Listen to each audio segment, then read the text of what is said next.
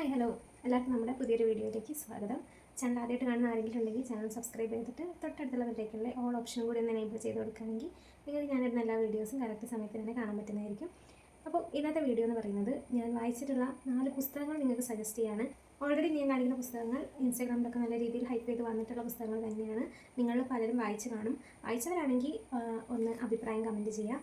വായിക്കാത്തവരാണെങ്കിൽ നിങ്ങൾക്ക് പറ്റുവാണെങ്കിൽ എന്തായാലും ഒന്ന് വായിക്കാൻ ശ്രമിക്കുക.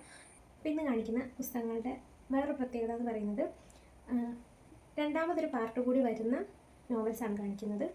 ഒരു ബുക്കിൻ്റെ അടുത്ത പാർട്ട് മറ്റേതിനും അങ്ങനെ തന്നെ. അങ്ങനെയാണ് 4 പുസ്തകങ്ങൾ കാണിക്കുന്നത്. 2 നോവൽസാണ് അപ്പം ഇന്നത്തെ ഈ ഒരു വീഡിയോയിൽ പരിചയപ്പെടുത്തി തരാൻ പോകുന്നത്. ഒന്നാമത്തത് ഇറങ്ങിയിട്ട് കുറച്ചായി.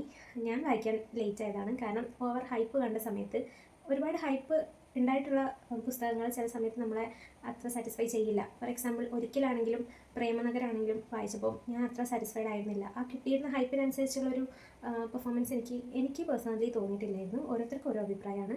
എനിക്ക് തോന്നിയിട്ടില്ലായിരുന്നു. അപ്പം അതുകൊണ്ട് തന്നെ ഞാൻ ഈ ഒരു പുസ്തകം വായിക്കാതെ വെച്ചിരിക്കുകയായിരുന്നു. അപ്പോൾ കൂടുതൽ ഇൻട്രോ പറയുന്നില്ല. കാണിക്കുന്ന ആദ്യത്തെ പുസ്തകം എന്ന് പറയുന്നത് നിന്ന വിജയ് എഴുതിയിട്ടുള്ള ഏറ്റവും പ്രിയപ്പെട്ട എന്നോട്. ഇത് വായിക്കാത്തവരിപ്പോൾ കുറവായിരിക്കും, ഒരുപാട് പേര് വായിച്ചിട്ടുണ്ടാവും. ഒരു ഗേളിൻ്റെ പെർസ്പെക്റ്റീവിൽ അവർക്ക് ഏറ്റവും കൂടുതൽ റിലേറ്റ് ചെയ്യാൻ പറ്റുന്ന, ഏറ്റവും കൂടുതൽ മനസ്സ് വിഷമിപ്പിക്കുന്ന പല സന്ദർഭങ്ങളും ഉൾക്കൊള്ളിച്ചിട്ടുള്ളൊരു കഥയാണ്, ഒരു നോവലാണ് ഏറ്റവും പ്രിയപ്പെട്ട എന്നോട്. ഇതിലെ പ്രധാന കഥാപാത്രം അതിഥിയാണ്. അതിഥിയുടെ ജീവിതത്തിൽ നടക്കുന്ന പല കാര്യങ്ങളും പ്രണയവും എല്ലാം ഉൾക്കൊള്ളിച്ചിട്ടുള്ളൊരു നോവലാണ് ഏറ്റവും പ്രിയപ്പെട്ട എന്നോട്. അപ്പോൾ ഇത് വായിച്ച് ഒരു അവസാന ഘട്ടം എത്തുമ്പോൾ നമുക്കൊരു സാറ്റിസ്ഫൈഡ് അല്ലാത്തൊരു ഫീൽ വരും, ഒരു അൺഫിനിഷ്ഡ് ഫീൽ വരും. അയ്യോ ഇത് കഴിഞ്ഞല്ലോ എന്നുള്ള ആ ഒരു ഫീലിംഗ് മാറ്റാൻ വേണ്ടിയിട്ട് പാർട്ട് 2 വന്നിട്ടുണ്ട്. അപ്പോൾ ഞാൻ ആദ്യം ഓർത്തു ഞാൻ മാത്രം വായിച്ചില്ലല്ലോ എന്ന് ഓർത്തു. പക്ഷേ വായിക്കാത്തതിൽ അപ്പം ഇപ്പം ഞാൻ ഓക്കെയാണ്. കാരണം എന്താണെന്ന് വെച്ചിട്ടുണ്ടെങ്കിൽ സെക്കൻഡ് പാർട്ടും ഇറങ്ങിയപ്പോഴാണ് ഞാൻ വായിച്ചിട്ടുള്ളത്. പാർട്ട് 1 ആൻഡ് പാർട്ട് 2 ഒരുമിച്ച് കോംബോ ആയിട്ട് വാങ്ങിയിട്ടാണ് വായിച്ചിട്ടുള്ളത്. കാരണം പാർട്ട് 1 വായിച്ച് അവസാനം എത്തുമ്പോൾ നമുക്ക് അപ്പം തന്നെ അടുത്ത പാർട്ട് എടുത്തിട്ട് വായിക്കാമെന്നുള്ളൊരു ഇത് വരും. അത് അങ്ങനെയാണ് ആ ഒരു നോവൽ എഴുതിയിരിക്കുന്നത്.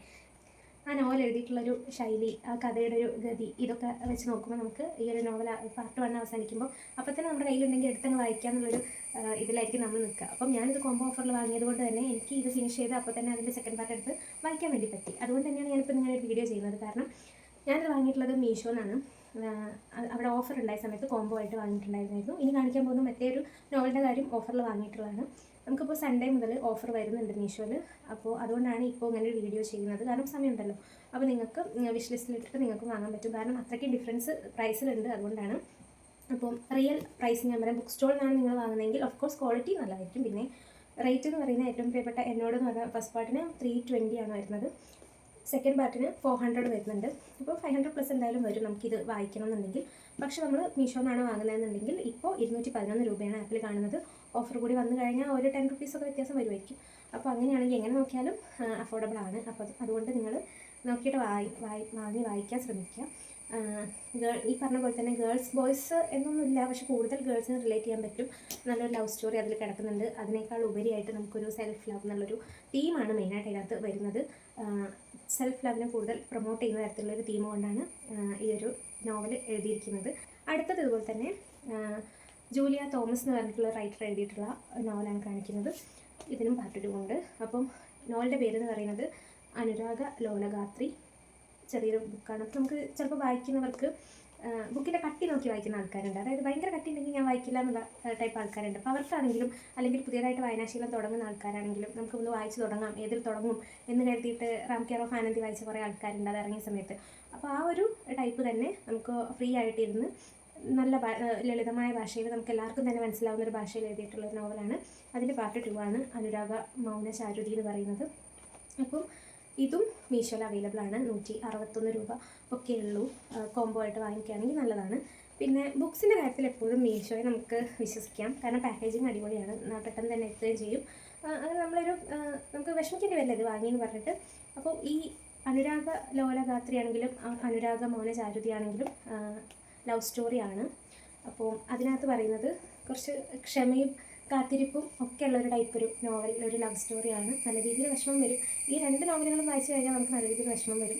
പിന്നെ നേരത്തെ പറഞ്ഞ പോലെ തന്നെ ഇത് അനുരാഗ ലോലഗാത്രി വായിച്ച് ഫിനിഷ് ചെയ്ത് കഴിഞ്ഞാൽ അപ്പം നമുക്ക് അടുത്ത പാർട്ട് എടുക്കാൻ തോന്നും. കാരണം അങ്ങനെയാണ്, അയ്യോ ഇനി എന്തായി എന്നുള്ളൊരു ക്യൂരിയോസിറ്റി വരുന്ന രീതിയിലാണ് എഴുതിയിരിക്കുന്നത്. അപ്പം ഇതുപോലെ ഭാഗം 1 ഭാഗം 2 എന്നുള്ള രീതിയിൽ വരുന്ന നോവൽസ് എടുത്ത് വായിക്കാൻ എനിക്കിഷ്ടമാണ്. അതുപോലെ പാർട്ട് 1 പാർട്ട് 2 വരുന്ന രീതിയിൽ ഈ 2 ഇത് മാത്രമല്ല ഉള്ളത്. വേറെ നോവൽസ് ഉണ്ട്. അപ്പം നിങ്ങൾ ഈ പറഞ്ഞ പുസ്തകങ്ങൾ വായിച്ചവരാണെന്നുണ്ടെങ്കിൽ നിങ്ങൾ വായിച്ചാൽ നിങ്ങളുടെ അനുഭവം നിങ്ങൾ കമൻറ്റ് ചെയ്യുക. വായിക്കാത്തവരാണെന്നുണ്ടെങ്കിൽ നിങ്ങളൊന്ന് വായിക്കാൻ ശ്രമിക്കുക. അഫോർഡബിൾ റേറ്റിന് അവൈലബിൾ ആയതുകൊണ്ട് തന്നെ നിങ്ങളൊന്ന് വായിക്കാൻ ശ്രമിക്കുക. നിങ്ങൾ വായിച്ചതിൽ നിങ്ങൾക്ക് ഫേവറേറ്റ് ആയിട്ടുള്ള ഇതുപോലെ പാർട്ട് 2 വരുന്ന ടൈപ്പ് നോവൽസ് ഉണ്ടെങ്കിൽ നിങ്ങളൊന്ന് കമൻറ്റ് ചെയ്യാൻ ശ്രമിക്കുക. അപ്പോൾ വീഡിയോ ഇഷ്ടമായിട്ടുണ്ടെങ്കിൽ വീഡിയോ ഒന്ന് ലൈക്ക് ചെയ്യുക, കമൻറ്റ് ചെയ്യാൻ പറ്റുമെങ്കിൽ കമൻറ്റ് ചെയ്യുക. അതുപോലെ ഹൈപ്പ് എന്ന് പറഞ്ഞൊരു ഓപ്ഷൻ ഉണ്ട്. നിങ്ങൾ എൻ്റെ വീഡിയോ കണ്ട് ലൈക്ക് ഇട്ട് കഴിയുമ്പോൾ തന്നെ കമൻറ്റ് ബോക്സിൻ്റെ സൈഡിലായിട്ട് ഹൈപ്പ് എന്ന് പറഞ്ഞൊരു ഓപ്ഷൻ വരും. അതും കൂടി ഒന്ന് എനേബിൾ ചെയ്ത് കൊടുത്താൽ അതെനിക്ക് സപ്പോർട്ടായിരിക്കും. അപ്പോൾ അടുത്ത ഒരു വീഡിയോയിൽ നമുക്ക് വീണ്ടും കാണാം.